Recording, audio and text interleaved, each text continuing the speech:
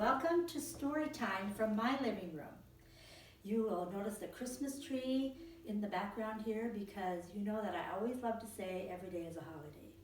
Today I'll be reading my favorite story, The Mitten by Jan Brett. And it's a Ukrainian folktale adapted and illustrated by Jan Brett. Once there was a boy named Nicky who wanted his new mittens made from wool as white as snow.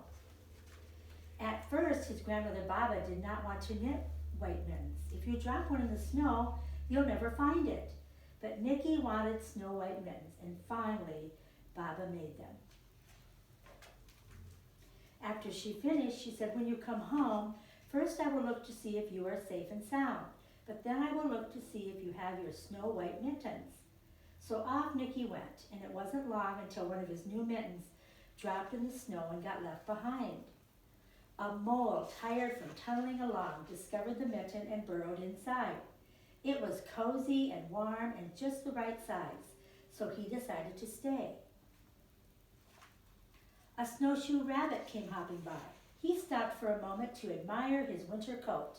It was then that he saw the mitten and he wiggled in, feet first. The mole didn't think there was room for both of them, but when he saw the rabbit's big kickers, he moved over. Next, a hedgehog came snuffling along. Having spent the day looking under wet leaves for things to eat, he decided to move into the mitten and warm himself. The mole and the rabbit were bumped and jostled, but not being ones to argue with someone covered with prickles, they made room. As soon as the hedgehog disappeared into the mitten, an owl, attracted by the commotion, swooped down. When he decided to move in also, the mole, the rabbit, and the hedgehog grumbled, but when they saw the owl's glinty talons, they quickly let him in. Up through the snow appeared a badger. He eyed the mitten and began to climb in. The mole, the rabbit, the hedgehog, and the owl were not pleased. There was no room left, but when they saw his diggers, they gave him the thumbs up. It started snowing, but the animals were snug in the mitten. A waft of warm steam rose in the air, and a fox trotting by stopped to investigate. Just the sight of the cozy mitten made him feel drowsy. The fox poked his muzzle in, and when the mole, the rabbit, the hedgehog, the owl, and the badger saw his shiny teeth, they gave the fox lots of room. A great bear lumbered by. He spied the mitten all plumped up, and not being one to be left out in the cold, he began to nose his way in. The animals were packed in as tightly as could be, but what animal would argue with a bear?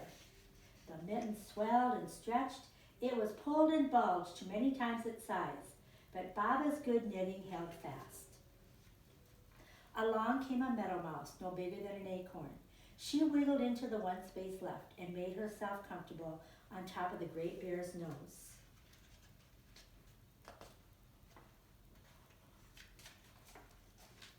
The bear, tickled by the mouse's whiskers, gave an enormous sneeze. Achoo! The force of the sneeze shot the mitten up into the sky and scattered the animals in all directions. On his way home, Nicky saw a white shape in the distance. It was the lost mitten silhouetted against the blue sky. And as he ran to catch his snow white mitten, he saw Baba's face in the window. First she looked to see if he was safe and sound, and then she saw that he still had his new mittens. And just like in the story, I hope you are all safe and sound. I miss all of you, and until next time, keep living the dream. Love you.